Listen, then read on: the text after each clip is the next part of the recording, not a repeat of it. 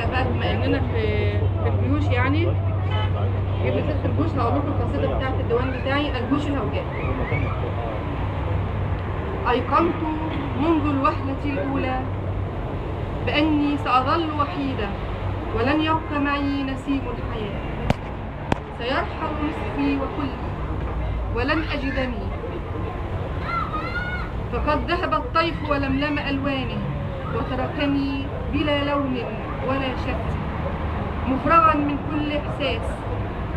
تركني ونفسي في غربة لا تنقطع. غلامي انا، نهر بلا ماء، طفل بلا مأوى، قائد بلا سلاح. أعاني الأسر من كل أركان روحي.